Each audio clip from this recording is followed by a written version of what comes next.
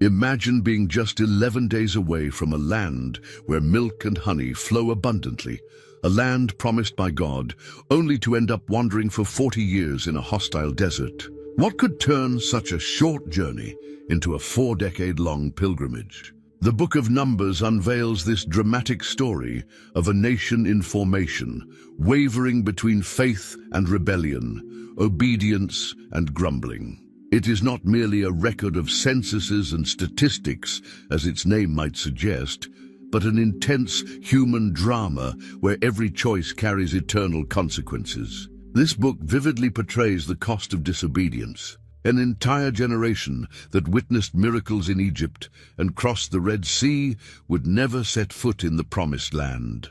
It is a journey that teaches us that our relationship with God is not measured by the number of miracles we witness, but by the faithfulness we demonstrate in times of adversity. Come and discover how this ancient story sheds light on our own journey of faith. In the second year after the Exodus from Egypt, in the wilderness of Sinai, God speaks to Moses, commanding a census of all men aged 20 and older who are fit for war. This is not just a population count, but a military and spiritual preparation for the conquest of the Promised Land. Each tribe is carefully counted, and the total is staggering: 603,550 warriors ready for battle. The census reveals not just numbers, but God's faithfulness in multiplying Abraham's descendants as promised. From 70 people who entered Egypt, they had grown to over 600,000 men, not counting women and children. This extraordinary increase proves that even in slavery, God was silently working on behalf of his people. All tribes participate in the census except Levi. God sets this tribe apart for a special purpose: caring for the tabernacle, the visible dwelling place of God among his people. Instead of fighting earthly battles, the Levites would engage in spiritual warfare, maintaining pure worship and serving as intermediaries between God and the nation. The Israelite camp is not a chaotic gathering, but a divinely orchestrated formation. The tabernacle stands at the center, symbolizing that God is the heart of the nation. Surrounding it, the Levites form a protective circle, divided into 3 families with specific responsibilities. The sons of Gershon take care of the coverings and curtains. The sons of Kohath transport sacred objects like the Ark of the Covenant, and the sons of Merari handle the heavy structures such as boards and pillars. The other tribes camp in groups of 3, forming a large square: Judah, Issachar, and Zebulun to the east, Reuben, Simeon, and Gad to the south, Ephraim, Manasseh, and Benjamin to the west, and Dan, Asher, and Naphtali to the north. This formation carries a profound message. God dwells at the center of the nation, and all tribes find their identity in relation to him. Viewed from above, this arrangement resembles a massive cross in the desert, a prophetic symbol of God's presence among his people. This meticulous organization reflects the nature of God, a God of order, not confusion. Every person has their place, every tribe their position, and every Levite their function. In a world of chaos and uncertainty, God establishes structure and purpose for his people. With the camp organized, God establishes laws to preserve the purity and holiness of the community. Those with contagious diseases, bodily discharges, or contact with corpses must temporarily stay outside the camp. This is not a cruel rejection, but a visual reminder that divine holiness requires purity, as well as a wise public health measure to prevent epidemics. God also gives instructions on restitution for wrongs committed against others. It is not enough to simply return what was taken. An additional 1/5 of the value must be added as compensation, and the wrongdoing must be publicly confessed. Divine justice goes beyond mere repayment. It seeks full restoration of relationships. One of the most intriguing laws deals with suspected adultery. If a husband suspects his wife of unfaithfulness, she undergoes a ritual involving bitter waters, water mixed with dust from the tabernacle floor, and the written words of a curse dissolved in it. This is not a magical test, but an appeal to divine judgment. If the woman is innocent, she suffers no harm. If guilty, her body manifests the curse. This procedure protects the woman from baseless accusations and violence fueled by jealousy, placing judgment in God's hands, the only one who truly knows the heart. The Nazirite vow represents a voluntary act of special consecration. During a designated period, the individual refrains from cutting their hair, avoids all grape products, including fresh or dried grapes, and must not come into contact with the dead. Long hair becomes a visible sign of dedication. At the end of the vow, the Nazirite offers specific sacrifices and shaves their head, burning the hair along with the offering. This vow demonstrates that even in a society where all belong to God, there is still room for a deeper, more personal dedication. Chapter 6 concludes with the priestly blessing, words from God that Aaron and his sons are to pronounce over the people. The Lord bless you and keep you. The Lord make his face shine upon you and be gracious to you. The Lord turn his face toward you and give you peace. This threefold blessing speaks of divine protection, unmerited favor, and complete peace, exactly what Israel would need for its challenging journey ahead. Chapter 7 describes the offerings of tribal leaders for the dedication of the tabernacle, an event lasting 12 days, with each leader bringing identical gifts: a silver platter and a silver basin filled with fine flour mixed with oil, a gold spoon full of incense, and various animals for different types of sacrifices. This seemingly monotonous repetition conveys a profound message. Before God, all tribes hold equal value. The size, history, or reputation of each tribe does not matter. Every one of them is equally precious to God. The text takes the time to record each identical offering, emphasizing that God values the contribution of every group among his people. The consecration of the Levites involves a detailed purification ritual. They are sprinkled with the water of purification, shave their entire bodies, wash their clothes, and are presented before the tabernacle, where the Israelites lay hands on them, symbolizing that the Levites represent the entire nation in service to God. After offering sacrifices, the Levites are ready to replace Israel's firstborn in sacred service. God establishes that the Levites must serve from the ages of 25 to 50. This age limit acknowledges both the need for maturity in sacred work and the wisdom of allowing rest in old age. After turning 50, they may assist their younger brothers, passing on their experience without bearing the full weight of responsibilities. In the first month of the second year after leaving Egypt, Israel celebrates the Passover in the wilderness. This is not merely a ritual, but a reaffirmation of identity. The memorial meal recalls their deliverance from Egypt and renews Israel's commitment as a redeemed people. For those unable to participate at the regular time due to ritual impurity or travel, God provides a second opportunity a month later, a perfect balance between the importance of obedience and the reality of grace. The divine presence visibly manifests as a cloud over the tabernacle. By day, it appears as an ordinary cloud. By night, it takes on the appearance of fire. This manifestation is not just a supernatural spectacle, but a practical guide. When the cloud lifts, it is time to depart. When it settles, it is time to camp. Whether for a day, a month, or a year, Israel remains where the cloud stays and moves only when it moves. This visible guidance demonstrates God's constant care. Israel does not have to guess the way. Divine direction is clear and unmistakable. Moses also receives instructions to make 2 silver trumpets for communication within the camp. Different sounds convey different messages, assembling the entire congregation, summoning only the leaders, signaling departure, or warning of war. Additionally, the trumpets are blown on days of joy, during feasts, and at the beginning of months. These instruments serve as divine communication technology, enabling the efficient coordination of a vast group of people in the wilderness. Finally, on the 20th day of the second month of the second year, after nearly a year camped at the foot of Mount Sinai, the Israelites set out.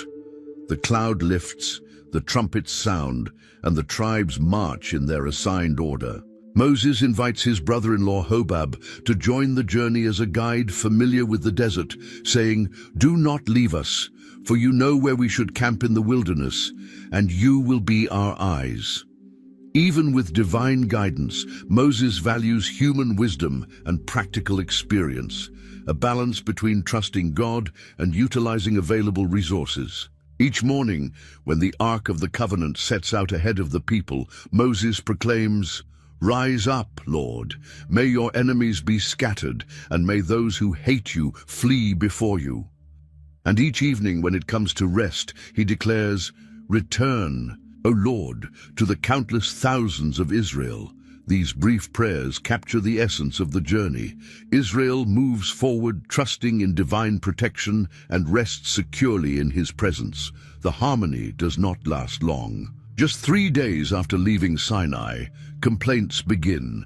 The text does not specify the exact reason, only stating that the people began to complain, which was displeasing in the Lord's ears. This murmuring deeply offends God, who sends consuming fire to the outskirts of the camp. The people cry out to Moses, who intercedes, and the fire dies down. The place is named Taberah, meaning burning, as a reminder of this judgment. It is a severe warning that ingratitude is not a minor flaw, but a grave offense against the one who delivered and sustains them. Soon, a second, even more serious complaint arises. The rabble, likely the non-Israelites who joined the Exodus, begins to express a strong craving for the foods of Egypt. "Who will give us meat to eat? We remember the fish we ate freely in Egypt, along with the cucumbers, melons, leeks, onions, and garlic." They despise the manna, the miraculous bread that God provides daily, calling it worthless food. This complaint reveals a disturbing case of selective memory. They recall the flavors of Egypt, but completely forget the brutal slavery. The phrase, "we ate freely," is particularly ironic. Nothing was free in Egypt. They paid with their sweat, blood, and tears. This distortion of reality shows how ingratitude corrupts both memory and perception. The text pauses the narrative to describe the manna, resembling coriander seeds, white in color, and tasting like cakes made with the finest oil. It falls at night like dew, is gathered in the morning, and can be ground, boiled, or baked. This miraculous food, bread from heaven falling daily, is met with contempt instead of gratitude. Moses, overwhelmed by the burden of leading such a rebellious people, pours out his heart to God in a raw and desperate prayer. "Why have you afflicted your servant? Why have I not found favor in your sight, that you have placed the burden of all these people on me?" He questions why he must bear alone the responsibility of caring for a people who act like spoiled children. In his anguish, he says something astonishing. "If this is how you are going to treat me, kill me at once." This unfiltered prayer reveals Moses' humanity and the extreme stress of spiritual leadership. God responds with grace to Moses' honesty. Instead of rebuking him, he instructs Moses to gather 70 elders of Israel at the tabernacle to share the burden of leadership. God promises, "I will come down and speak with you there, and I will take some of the spirit that is on you and put it on them." The issue is not Moses' lack of ability, but the overwhelming weight of responsibility. When the 70 elders gather, the Spirit comes upon them, and they prophesy. Interestingly, 2 men, Eldad and Medad, who remained in the camp, also receive the Spirit and prophesy. When Joshua suggests that Moses stop them, he responds with remarkable humility. "Are you jealous for my sake? I wish that all the Lord's people were prophets, and that the Lord would put his Spirit on them." As for the complaint about meat, God responds in an unexpected way. "Consecrate yourselves, for tomorrow and you will eat meat.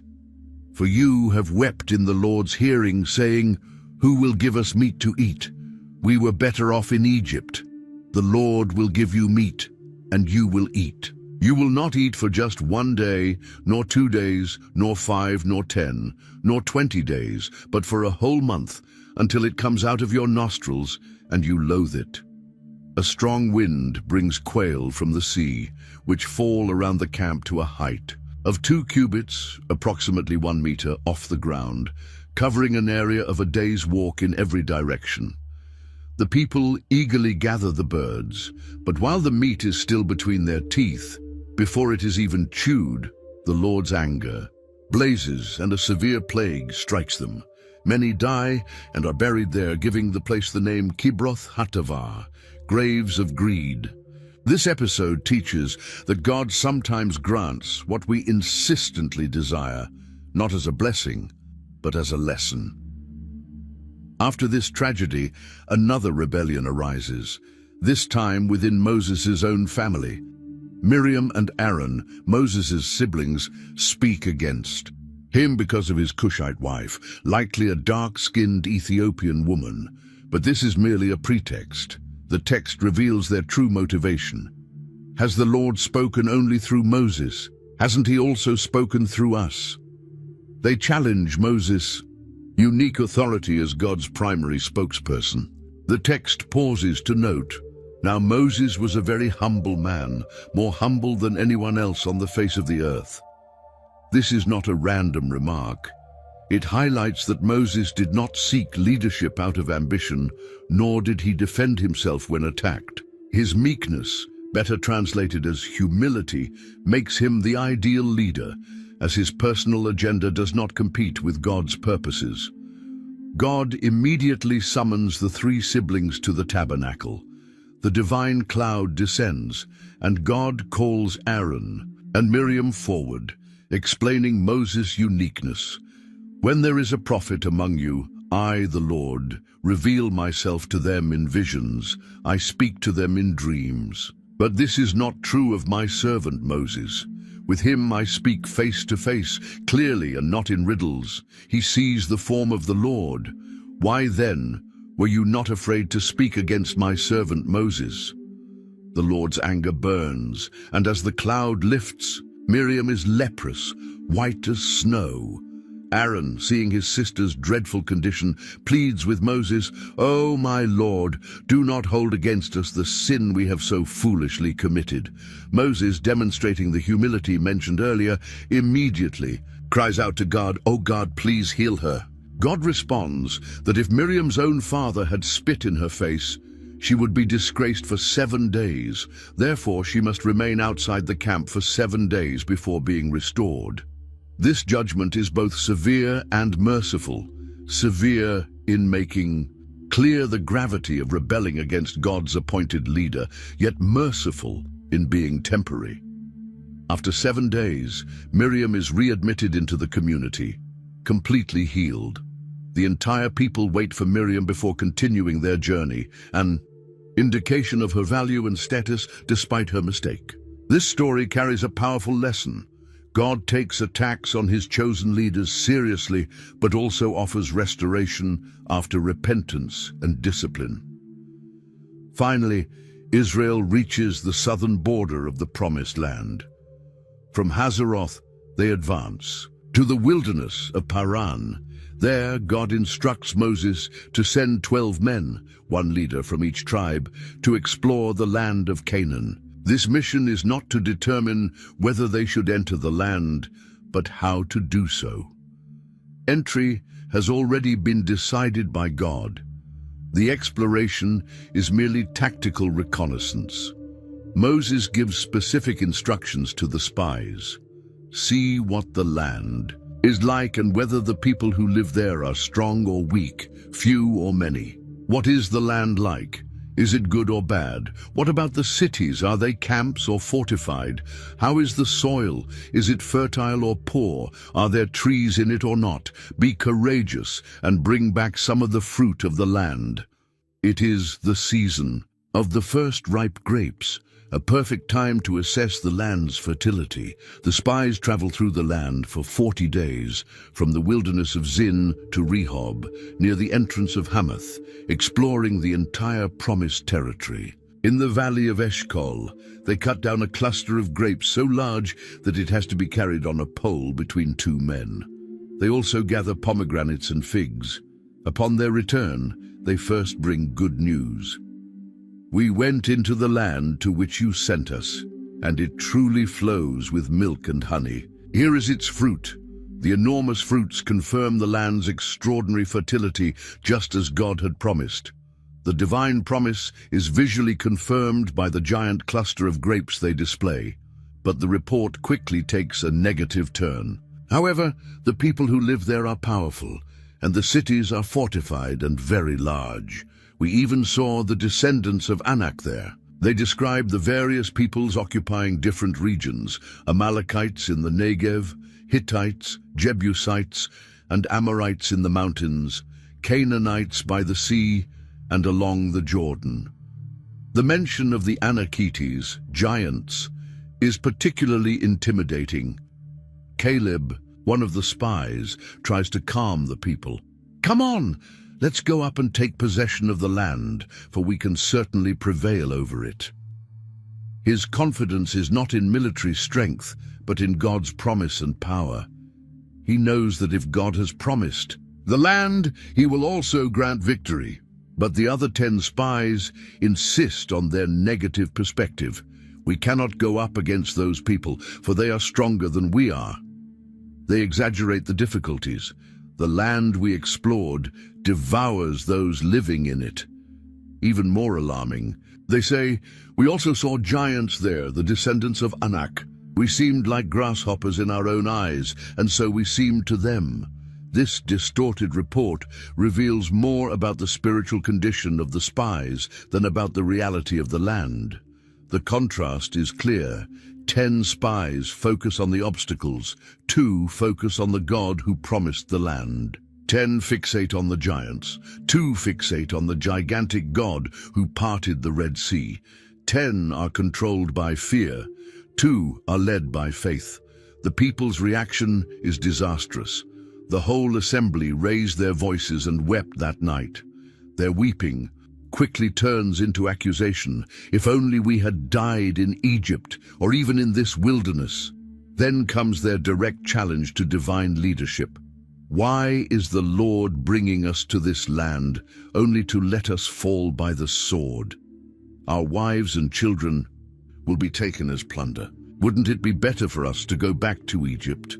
Finally, their rebellion becomes outright. "Let us appoint a leader and return to Egypt."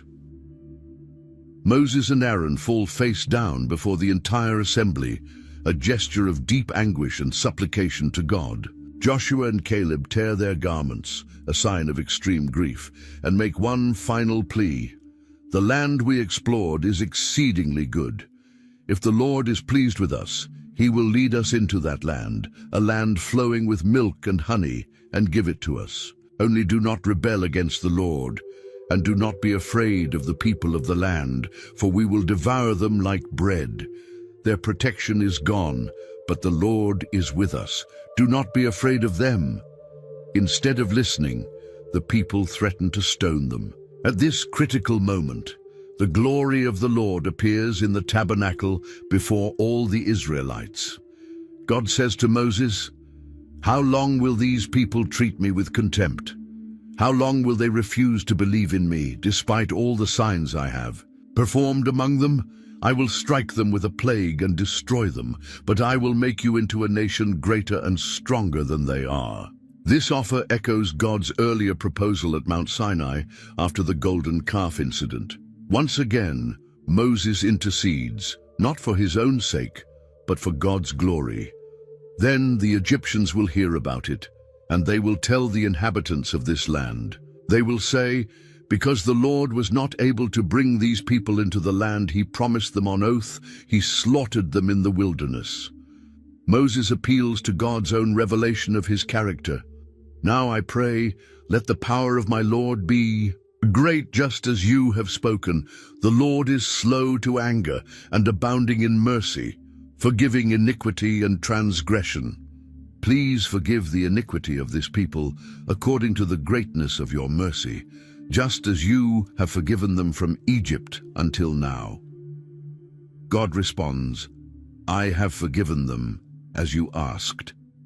He will not destroy the people completely. However, there are consequences. As surely as I live, and as surely as the glory of the Lord fills the whole earth, not one of the men who saw my glory and the signs I performed in Egypt and in the wilderness, yet tested me 10 times and did not obey me, not one of them will ever see the land I promised to their ancestors, except Caleb and Joshua. The judgment is clear. All the adults who came out of Egypt, 20 years old and above, will die in the wilderness. Only their children, whom they feared would become plunder, will enter the land. The nation will wander in the wilderness for 1 year, for every day they explored the land, 40 years in total, until that entire generation perishes. The 10 spies who brought the bad report die immediately from a plague. Upon hearing this sentence, the people finally mourn deeply. But it is too late. In an ironic twist, they now decide to go up and take the land. Here we are. We will go up to the place the Lord promised, for we have sinned. Moses warns them, do not go up because the Lord is not among you, and you will be struck down before your enemies. Since you have turned away from the Lord, he will not be with you. Ignoring the warning, they arrogantly attempt to ascend to the hilltop. But the Ark of the Covenant and Moses do not leave the camp. Without God's presence, they are defeated by the Amalekites and Canaanites who dwell in that mountainous region. This defeat confirms the fundamental lesson. Without God, there is no possibility of true victory or success. Even after the terrible sentence of 40 years in the wilderness, God does not abandon his people. He continues to give instructions about how they will live when they finally enter the land, a reminder that the promise, though delayed, has not been cancelled. When you enter the land I am giving you as your home. This phrase introduces laws concerning grain offerings, wine libations, and sacrifices to accompany burnt offerings. One of the most beautiful laws from this period concerns the first portion of the dough. The first piece of every batch of bread must be offered to the Lord, symbolizing that all provision comes from him and that the first and best belong to him. This simple law transforms the everyday act of making bread into a moment of worship and acknowledgement of God's provision. God also establishes distinctions between sins committed in ignorance, which can be forgiven through sacrifices, and deliberate sins with a high hand. For the willful transgressor who despises the word of the Lord and intentionally breaks his commands, the sentence is severe. That person shall be cut off from his people.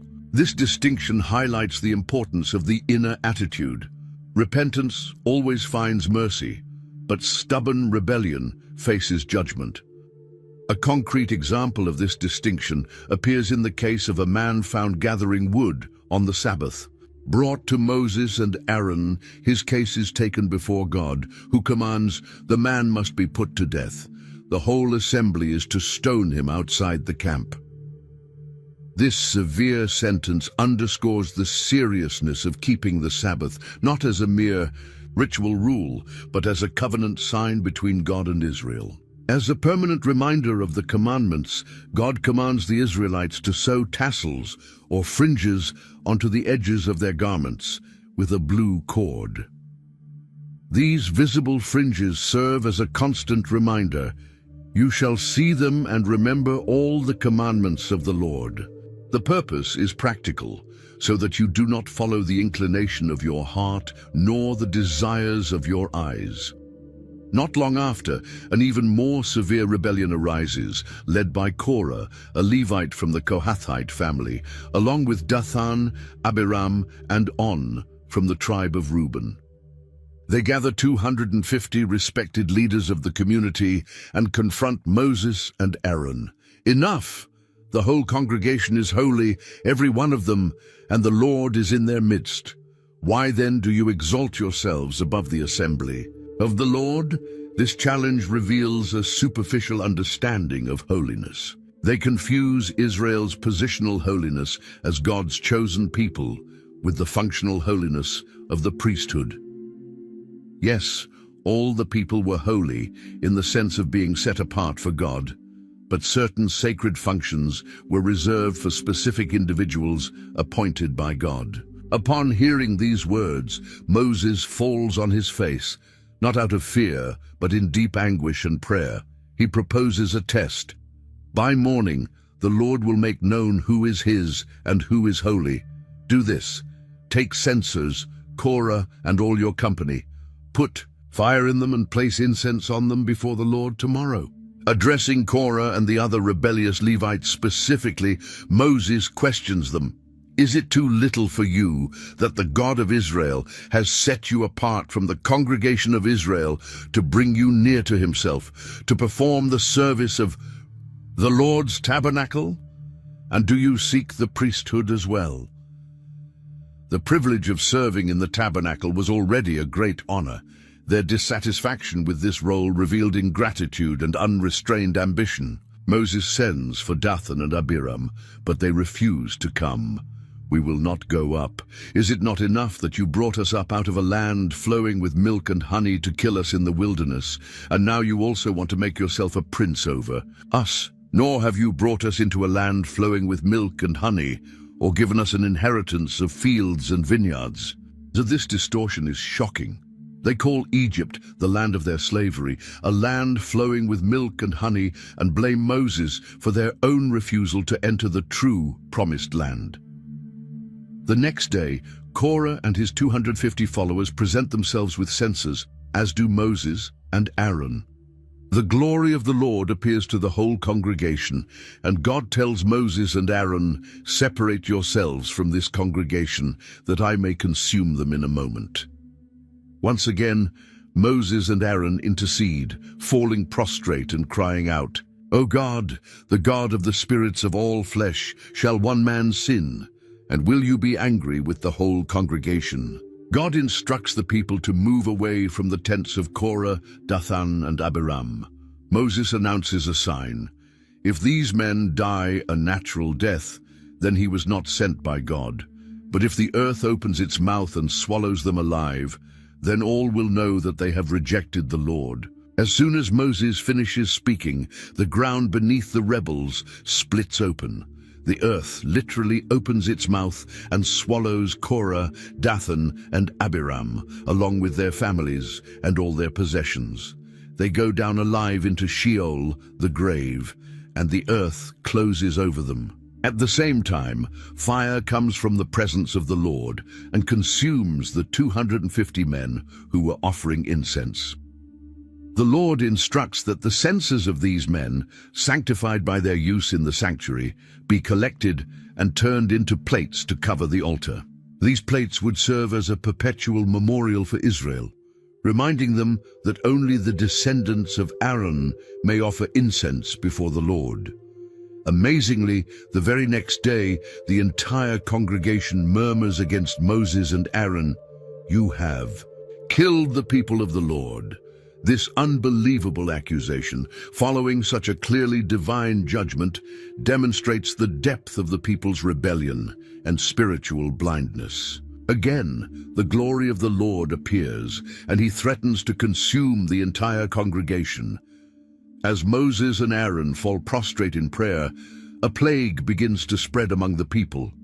Moses quickly instructs Aaron, "Take your censer, put fire from the altar in it, lay incense on it, and go quickly to the congregation and make atonement for them." Aaron runs into the midst of the assembly where the plague had already begun and offers incense, making atonement for the people. He stands between the dead and the living, and the plague ceases. A beautiful image of the priest as a mediator between God and the people. Yet 14,700 people die in the plague, in addition to those who perished because of Korah. To eliminate any remaining doubt about the priesthood chosen by God, the Lord orders a final test. Each tribe must bring a staff with the name of its tribal leader inscribed on it. The staff of Levi will bear the name of Aaron. These 12 staffs are placed in the tabernacle before the Ark of the Testimony. God declares, "The staff of the man whom I choose will sprout." The next day, Aaron's staff has not only sprouted, but has produced flowers and even ripe almonds, a complete miracle of life from a dead piece of wood. This blossoming staff is placed before the testimony as a sign to the rebels, to put an end to their murmurings once and for all. The people finally grasp the seriousness of God's holiness. "Behold, we perish, we are lost, we are all lost. Whoever comes near the tabernacle of the Lord will die. Will we all perish?" This fear, though exaggerated, represents progress compared to their previous arrogance. God responds by reaffirming the role of the priests and Levites. The priests, Aaron and his sons, will be responsible for sins related to the sanctuary and the priesthood. The Levites will assist the priests and care for the tabernacle, but they must not approach the sacred utensils or the altar, under penalty of death for both themselves and the priests who allow it. As compensation for not receiving territorial inheritance in Israel, the Levites will receive the tithes of the people, and from these tithes they will offer a tithe to the priests. The priests will also receive portions of certain sacrificial offerings, the first fruits of the harvests, and the redeemed firstborn of the people. God declares to the priest, "I am your portion and your inheritance among the children of Israel." Instead of land, their resources would come directly from their service to God. God also establishes the law of the red heifer, a ritual for the purification of those who had come into contact with corpses. A completely red heifer, without defect and never having borne a yoke, was sacrificed outside the camp. Its blood was sprinkled 7 times toward the tabernacle, and then the entire animal, skin, flesh, blood, and entrails, was burned along with cedar wood, hyssop, and scarlet wool. The ashes were collected and kept to prepare the water of purification. When someone became unclean due to contact with a dead body, this water was sprinkled on them on the 3rd and 7th days for their purification. This complex ritual teaches the seriousness of defilement by death, a direct consequence of sin in the world, and the necessity of purification to approach the God of life. It also foreshadows Christ's sacrifice outside the camp, bearing the world's impurity upon himself. We now reach the 40th year of the wilderness journey, nearing its end. The new generation of Israelites arrives in the wilderness of Zin and camps at Kadesh. There, Miriam, the sister who had watched over baby Moses in the Nile and had led the women in song after the Red Sea crossing, dies and is buried. At Kadesh, there is no water, and once again the people gather against Moses and Aaron. "If only we had perished when our brothers perished before the Lord. Why have you brought the Lord's assembly into this wilderness for us and our livestock, to die here? Why did you bring us up from Egypt to this terrible place, a place with no grain, no figs, no vines, no pomegranates, and no water to drink?" The same complaint resurfaces, even after 40 years of divine care. Moses and Aaron go to the entrance of the tabernacle and fall face down, and the glory of the Lord appears to them. God instructs Moses, "Take the staff and assemble the congregation. You and your brother Aaron speak to the rock before their eyes, and it will yield its water. Thus you shall bring water from the rock for them, and give drink to the congregation and their livestock." Moses gathers the assembly before the rock, but instead of speaking to the rock as commanded, he cries out, "Listen now, you rebels! Must we bring water from this rock for you?" Then, rather than speaking to it, he strikes the rock twice with his staff. Water gushes forth abundantly, enough for the entire congregation and their animals.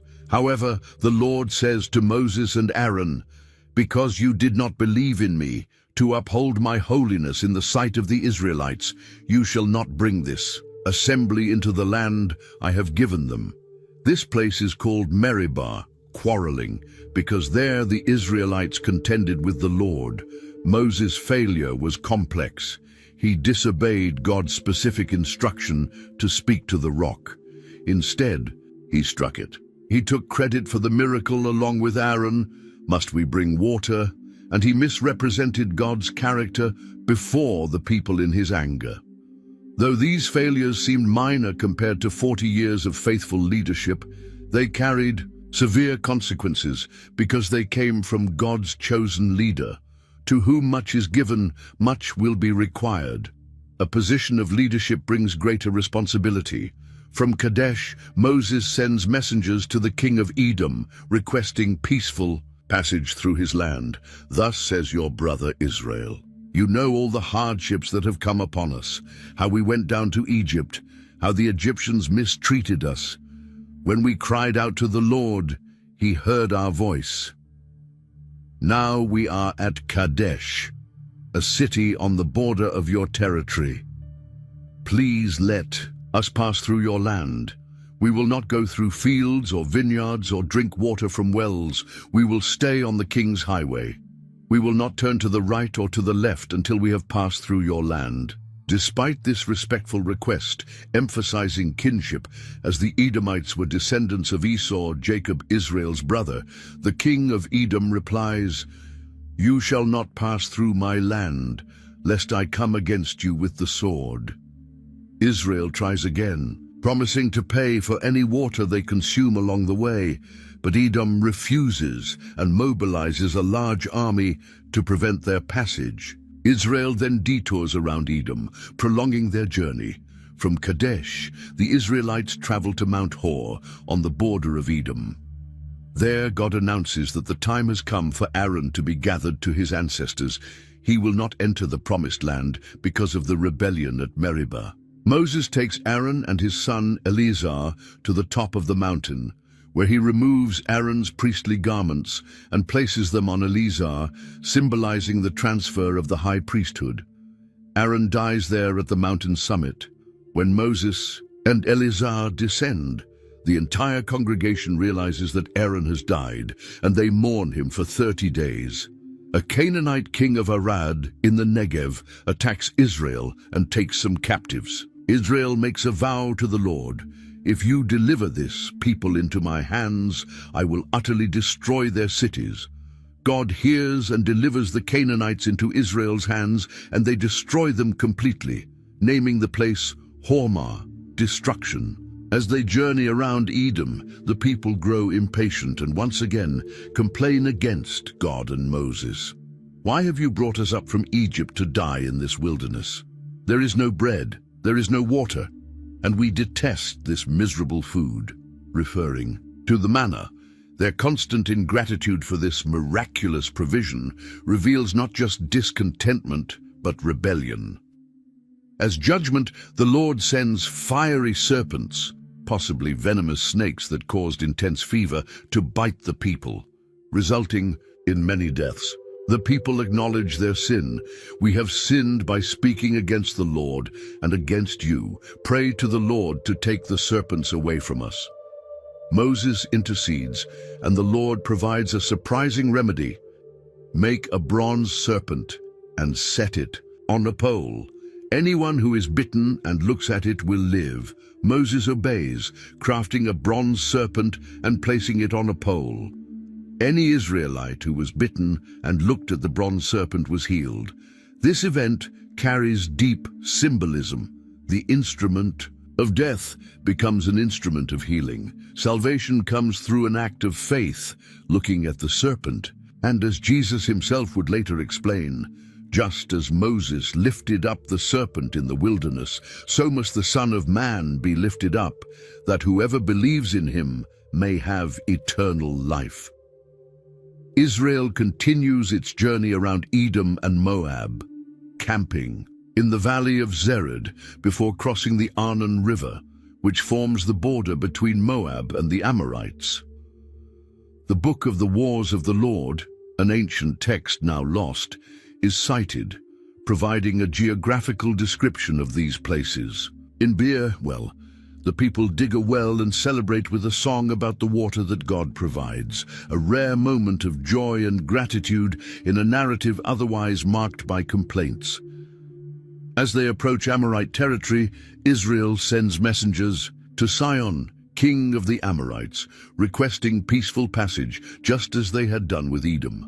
Unlike the Edomites, relatives of Israel who could not be attacked, the Amorites had no such protection in the divine promise. Sihon not only refuses passage, but also mobilizes his army against Israel. In the ensuing battle, Israel utterly defeats Sihon and takes possession of his entire territory. Encouraged, the Israelites advance along the road to Bashan, where King Og marches with his army to confront them at Edrei. God assures Moses, "Do not be afraid of him, for I have delivered him into your hand, along with all his people and his land." Israel completely defeats Og, leaving no survivors, and takes possession of his land. These victories over Sihon and Og, two powerful kings, are later celebrated in many psalms as demonstrations of God's power on behalf of his people. With these conquests, Israel occupies the entire region east of the Jordan, from the Arnon River to Mount Hermon, territory later given to the tribes of Reuben, Gad, and half of Manasseh. They camp on the plains of Moab, across the Jordan from Jericho, positioned right on the border of the Promised Land. Balak, king of Moab, is terrified by Israel's presence. "This people will lick up everything around us as an ox licks up the grass of the field." He allies with the Midianites and, realizing he cannot defeat Israel militarily, resorts to a spiritual weapon. He hires Balaam, a famous diviner from Pethor near the Euphrates, to curse Israel. "Come now, I beg you, curse this people for me, because they are too powerful for me. For I know that whomever you bless is blessed, and whomever you curse is cursed." When Balak's messengers arrive with the offer, Balaam tells them to stay the night while he consults the Lord. Surprisingly, the true God speaks to this pagan diviner. "Do not go with them. You must not curse the people, for they are blessed." Balaam tells the messengers that the Lord has refused to let him go.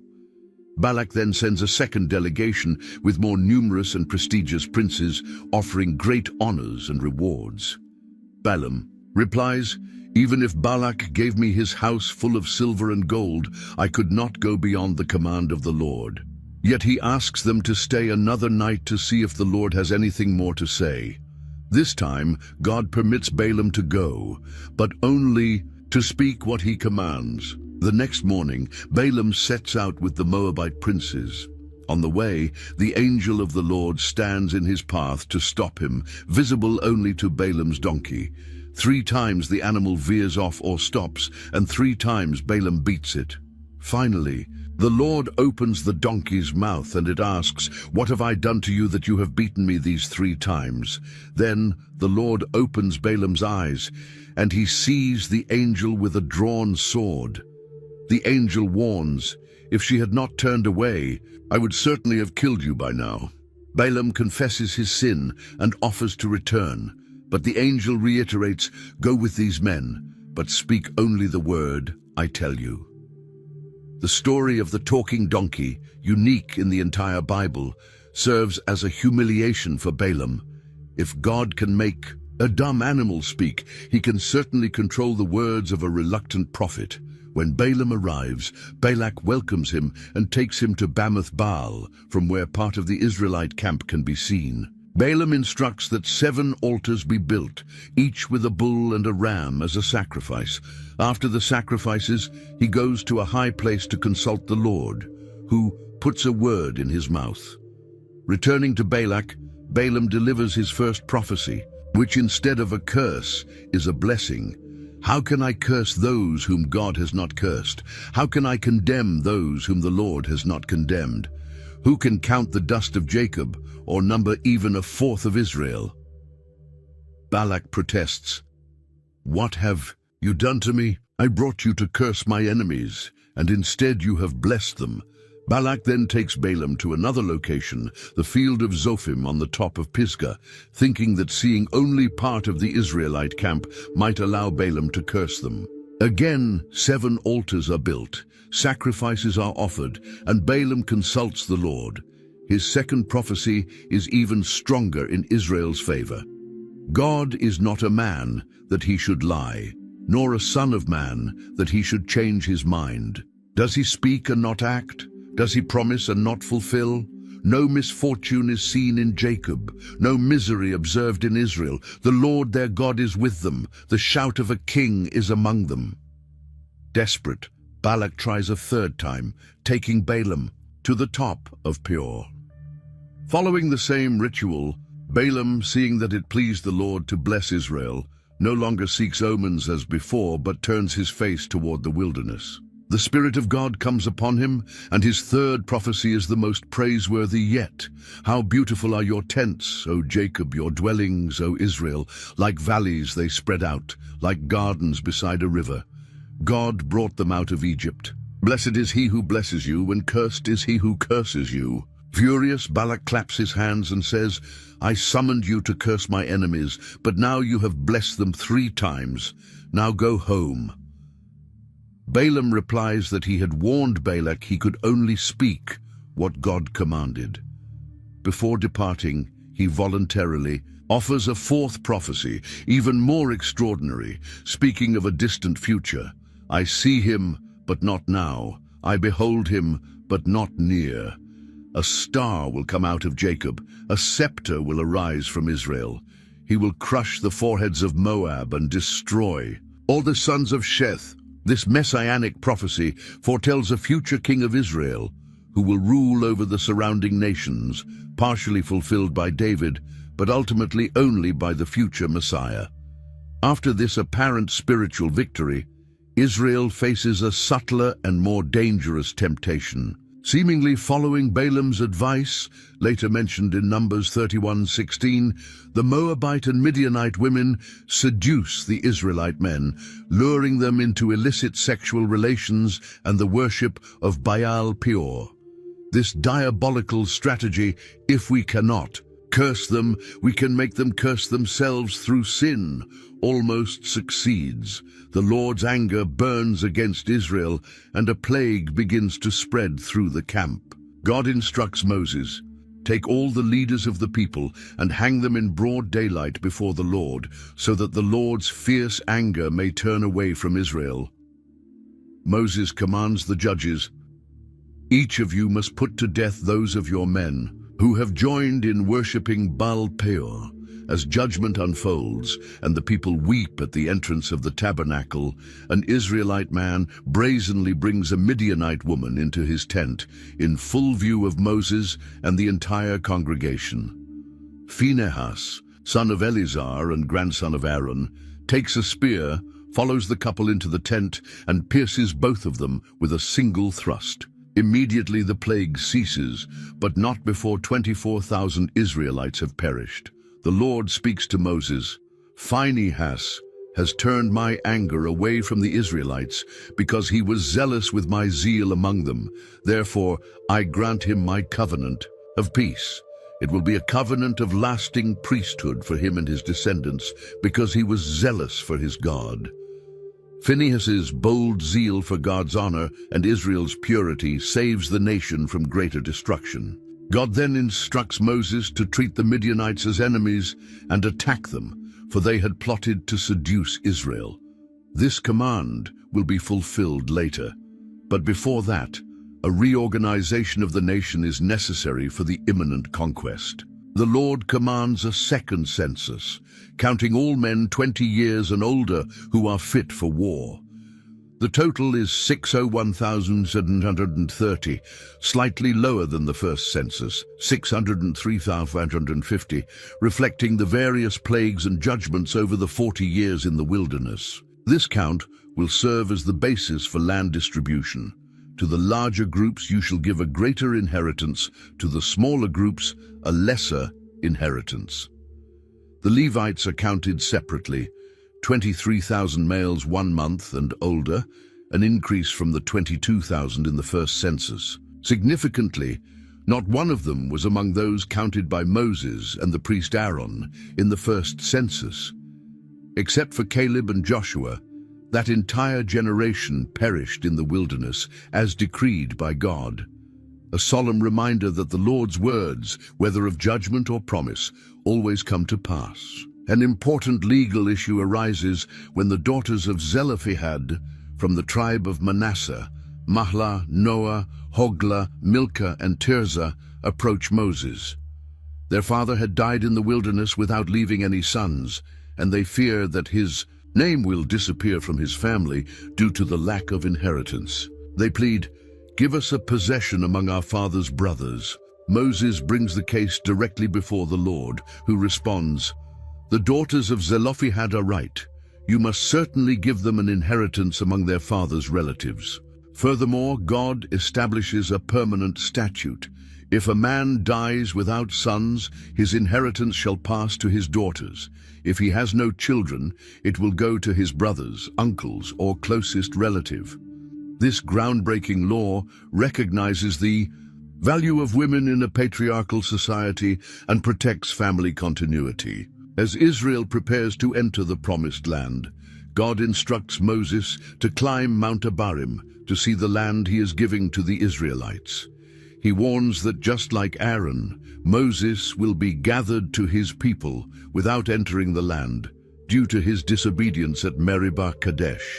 Concerned for the nation's future, Moses prays, "May the Lord, the God of the spirits of all flesh, appoint a man over this congregation to go out and come in before them, to lead them so that the Lord's congregation will not be like sheep without a shepherd." God chooses Joshua, a man in whom is the Spirit, and instructs Moses to lay hands on him before the entire assembly, granting him a share of his authority. Joshua will stand before the priest Eleazar, who will seek the Lord's guidance for him through the Urim, the divine consultation tool. Thus, leadership is transferred in an orderly manner, ensuring the continued divine direction for the people. With the major leadership succession resolved, God shifts the focus to the details of the sacrificial system that will be practiced in the Promised Land. He reaffirms the daily sacrifices, 2 lambs offered as burnt offerings, 1 in the morning and 1 at twilight, the weekly Sabbath offerings, 2 additional lambs, and the monthly new moon offerings, 2 bulls, 1 ram, 7 lambs, along with the corresponding grain and drink offerings. The annual festivals are also outlined: Passover in the first month, the Feast of Weeks, Pentecost, 7 weeks later, the Feast of Trumpets on the first day of the 7th month, the Day of Atonement on the 10th day of the 7th month, and the Feast of Tabernacles from the 15th to the 22nd day of the 7th month. Each festival has specific sacrifices, emphasizing its importance in Israel's religious calendar. This elaborate sacrificial system is not mere empty ritual, but a sacred calendar, structuring the nation's year-around worship. Each sacrifice reminds Israel of its relationship with God, the need for atonement, and gratitude for divine provision. Even amidst the people's constant rebellion, God continues to establish his worship, demonstrating his persistent grace. God also legislates on vows, voluntary promises made to him. A man who makes a vow must fulfill it without fail. A young woman living in her father's house may have her vow annulled by her father on the day he hears it. Similarly, a wife's vow may be annulled by her husband. If the father or husband initially remains silent, but later nullifies the vow, he will bear the guilt of breaking it. A widow or divorced woman is fully responsible for her vows, just as a man is. This law acknowledges the social realities of the time in which women were under male authority, while still preserving their personal relationship with God through the vows they uphold. As previously commanded, Israel must settle accounts with the Midianites for their conspiracy to seduce the people. Moses summons 1,000 men from each tribe, 12,000 warriors, and sends them to war, with Phinehas, son of the priest Eleazar, accompanying them, carrying the sacred objects and the trumpets. They completely defeat the Midianites, killing all the men, including the 5 kings of Midian, Evi, Rechem, Zur, Hur, and Reba.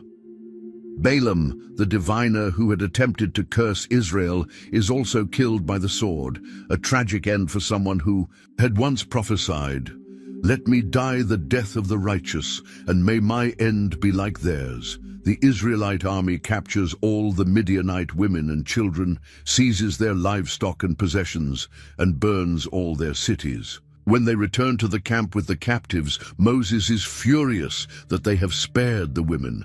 They were the ones who, on Balaam's advice, led the Israelites to be unfaithful to the Lord in the incident at Peor, so that a plague struck the Lord's community. He commands them to kill all the boys and all the women who have known a man, sparing only the virgin girls. This severe order reflects the gravity of the spiritual threat these women represented. They had deliberately participated in a scheme to destroy Israel through seduction and idolatry.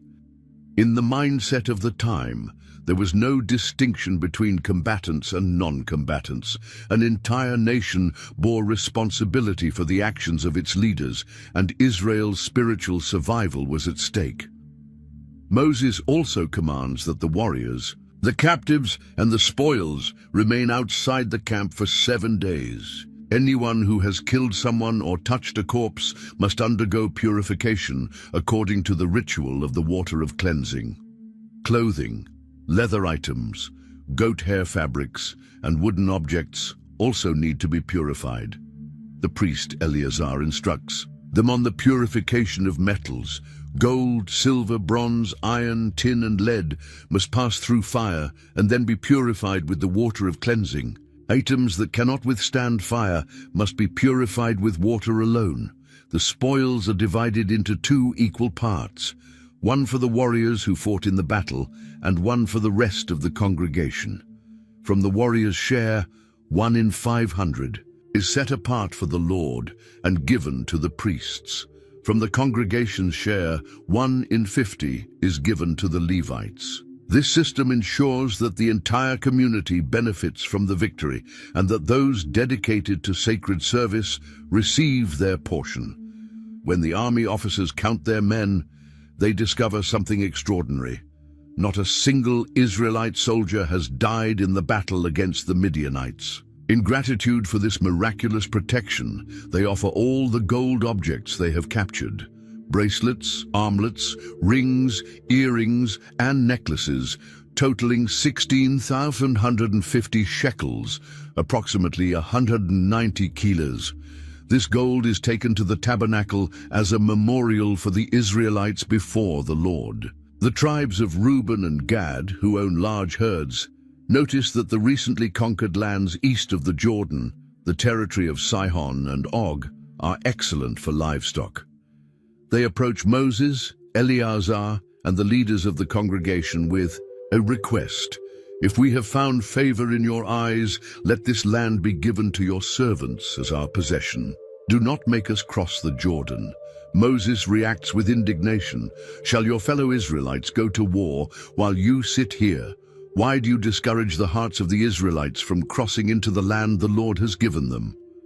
He compares their attitude to that of the spies who disheartened the people 40 years earlier, resulting in 40 years of wandering in the wilderness. "And now you have risen in your father's place, a brood of sinful men, to increase still more the Lord's fierce anger against Israel.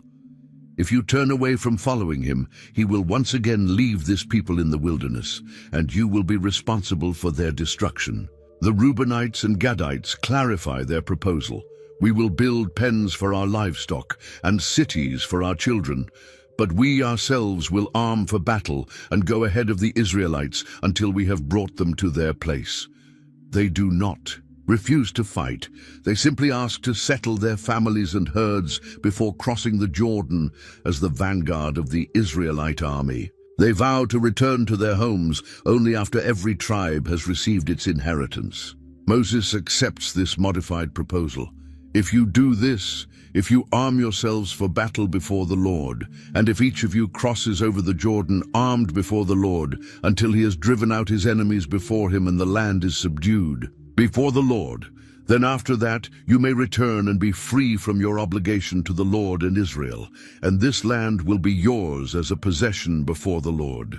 But if you fail to do this, you will be sinning against the Lord, and be sure that your sin will find you out. The Reubenites and Gadites reaffirm their commitment, and Moses instructs Eleazar, Joshua, and the tribal leaders regarding this agreement. Thus the territory of Sihon, king of the Amorites, and Og, king of Bashan, is given to the tribes of Gad, Reuben, and half the tribe of Manasseh, the descendants of Machir. They rebuild destroyed cities and construct pens for their livestock.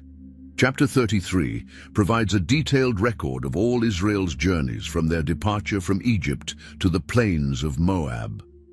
This list of 42 encampments serves as both a historical travel log and a memorial to God's faithfulness during the 40 years in the wilderness. The record begins with their departure from Ramesses on the 15th day of the first month, the day after the first Passover, with a mighty hand in the sight of all the Egyptians. It ends with their encampment on the plains of Moab, by the Jordan, across from Jericho. God gives specific instructions for the conquest of the land of Canaan. When you cross the Jordan into the land of Canaan, you must drive out all the inhabitants of the land before you, destroy all their carved images, all their cast idols, and demolish all their high places. The command is not driven by xenophobia, but by the necessity of eliminating Canaanite idolatry and its abominable practices, such as child sacrifice. The warning is clear. If you do not drive out the inhabitants of the land before you, then those you allow to remain will be barbs in your eyes and thorns in your sides, and they will harass you in the land where you settle. Unfortunately, as recorded in Judges, Israel would ignore this warning and suffer the foretold consequences. The boundaries of the Promised Land are detailed. To the south, the wilderness of Zin along the border of Edom. To the west, the great Sea Mediterranean. To the north, Mount Hor up to the entrance of Hamath, and to the east from the Sea of Kinneret, Galilee, to the Jordan and the Salt Sea, Dead Sea. The land would be divided by lot among the 9.5 tribes, excluding Reuben, Gad, and half of Manasseh, who had already received their inheritance east of the Jordan. Each tribe's portion would be proportional to its size. God commands Israel to set aside 48 cities for the Levites, including surrounding pasture lands. Of these, 6 will be designated as cities of refuge, places where someone who has accidentally killed a person may flee for protection from the avenger of blood, a relative responsible for avenging the death. These cities, 3 east and 3 west of the Jordan, establish a justice system that distinguishes between intentional and accidental homicide. An intentional murderer must be executed by the avenger of blood with no possibility of financial ransom.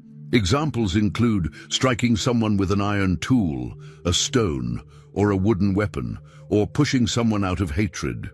On the other hand, someone who kills unintentionally, such as accidentally dropping a stone on another person, may flee to a city of refuge and stand trial before the congregation.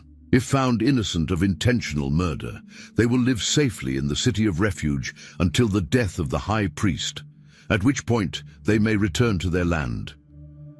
At least 2 witnesses are required to condemn someone to death, an important safeguard against unjust executions. The land cannot be cleansed of the bloodshed within it, except by the blood of the one who shed it. This principle underscores how seriously God values human life, created in his image. The book of Numbers concludes by returning to the inheritance of Zelophehad's daughters. The heads of the Gileadite families from the tribe of Manasseh express concern. If Zelophehad's daughters marry men from other tribes, their inheritance will pass to those tribes, permanently reducing Manasseh's territory. God instructs that Zelophehad's daughters may marry whomever they choose, but only within their father's tribe, so that each of the Israelites will possess the inheritance of their ancestors. This rule applies to all daughters who inherit property in Israel. The 5 sisters obey, marrying their cousins and keeping their inheritance within the tribe of Manasseh. The book closes simply. These are the commandments and regulations the Lord gave the Israelites through Moses on the plains of Moab by the Jordan, across from Jericho. At this point, Israel stands ready to enter the Promised Land under Joshua's leadership, armed with all the instructions necessary to establish a society founded on justice, holiness, and faithfulness to God. The journey recorded in Numbers serves as a powerful lesson on the cost of disobedience and God's unwavering faithfulness. Due to their rebellion and lack of faith, an entire generation of Israelites missed the opportunity to enter the Promised Land. Yet God did not abandon his purpose or his people. Through judgment and mercy, discipline and grace, he shaped a new generation ready to receive the inheritance promised to Abraham centuries before. The lessons from this book remain relevant today. The importance of faith in uncertain times, the danger of constant complaining, the generational consequences of rebellion, and above all, God's faithfulness to his promises despite human unfaithfulness. As Paul would later write, these things happened to them as examples and were written down as warnings for us, on whom the culmination of the ages has come.